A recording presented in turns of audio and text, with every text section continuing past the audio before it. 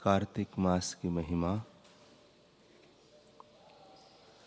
कार्तिक मास में आंवले की छाया में भोजन करने से पाप नष्ट हो जाते हैं, वह पुण्य कोटि गुना हो जाता है, ऐसा शास्त्रों में लिखा है। सूत जी ने महर्षियों से कहा कि पापनाशक कार्तिक मास का बहुत ही दिव्य प्रभाव बतलाया गया है।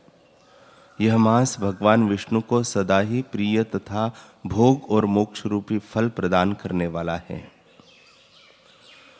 हरि जागरणम, प्रातः स्नानम, तुलसी सेवनम, उद्यापनम, दीपदानम, व्रतान्यतापि तानि कार्तिके।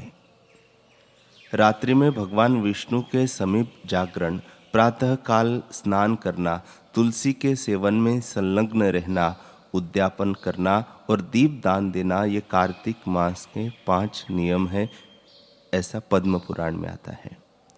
इन 5 नियमों का पालन करने से कार्तिक मास का व्रत करने वाला पुरुष व्रत के पूर्ण फल का भागी होता है। वह फल भोग और मोक्ष प्रदान करने वाला बताया गया है। मुनिश्रेष्ठ शौनक जी पूर्व काल में कार्तिकेय जी के पूछने पर महादेव जी ने कार्तिक व्रत और उसके महात्म्य का वर्णन किया था, उसे आप सुनिए। महादेव जी ने कहा, बेटा कार्तिकेय, कार्तिक मास में प्रातः स्नान पाप नाशक है। इस मास में जो मनुष्य दूसरे के अन्न का त्याग कर देता है, वह प्रतिदिन कृच्छ व्रत का फल प्राप्त करता है। इससे पहले दिन निराहार रहकर दूसरे दिन पंचगव्य पीकर उपवास किया जाता है। कार्तिक में शहद के सेवन, कांसे के बर्तन में भोजन और मैथुन का विशेष रूप से परित्याग करना चाहिए। चंद्रमा और सूर्य के ग्रहण काल में ब्राह्मणों को पृथ्वीदान करने से जिस फल की प्राप्ति होती है, वह फल कार्तिक में भूमि पर शयन करने वाले पुरुष को स्वतः प्राप्त हो जाता है। कार्तिक मास में ब्राह्मण दंपति को भोजन कराकर उनका पूजन करें।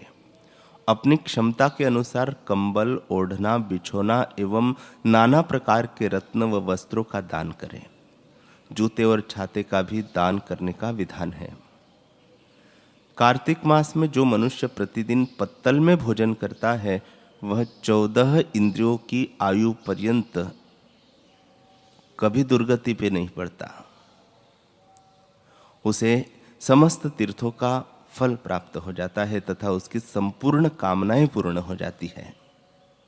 पद्म पुराण उत्तरखंड अध्याय 120। कार्तिक में तिल दान, नदी स्नान, सदा साधु पुरुषों का सेवन और पलाश पत्र से बनी पत्तल में भोजन मोक्ष देने वाला है। कार्तिक मास में मौन व्रत का पालन, पलाश के पत्तों में भोजन, तिल मिश्रित जल से स्नान, निरंतर क्षमा का आश्रय और पृथ्वी पर शयन, इन नियमों का पालन करने वाला पुरुष युग युग के संचित पापों का नाश कर डालता है। संसार में विशेषतः कलयुग में वे ही मनुष्य धन्य है जो सदा पितरों के उद्धार के लिए भगवान श्री हरि का सेवन करते हैं। वे हरि भजन के प्रभाव से अपने पितरों का नरक से उद्धार कर देते हैं। यदि पितरों के उद्देश्य से दूध आदि के द्वारा भगवान विष्णु को स्नान कराया जाए, तो पितर स्वर्ग में पहुंचकर कोटि कल्पों तक देवताओं के साथ निवास करते हैं। जो मुख में, मस्तक पर तथा शरीर पर भगवान की प्रसाद भूता तुलसी को प्रसन्नता पूर्वक धारण करता है, उसे कलयुग नहीं छूता। कार्तिक मास में तुलसी का पूजन महान पुण्यदायी है। प्रयाग में स्नान करने से, काशी में मृत्यु होने से और वेदों का स्वाध्याय करने से जो फल प्राप्त होता है, वह सब तुलसी के पूजन से मिल जाता है। जो द्वादशी को तुलसी दल व कार्तिक में आंवले का पत्ता तोड़ता है, वह अत्यंत निंदित नरकों में पड़ता है। जो कार्तिक में आंवले की छाया में बैठकर भोजन करता है, उसका वर्ष भर का अन्न संसर्ग जनित दोष यानी झूठा या अशुद्ध भोजन करने से लगने वाला दोष नष्ट हो जाता है। कार्तिक मास में दीपदान का विशेष महत्व है। पुष्कर पुराण में आता है कि जो मनुष्य कार्तिक मास में संध्या के समय भगवान श्री हरि के नाम से तिल के तेल का दीपक जलाता है, वह अतुल लक्ष्मी रूप, सौभाग्य एवं संपत्ति को प्राप्त करता है।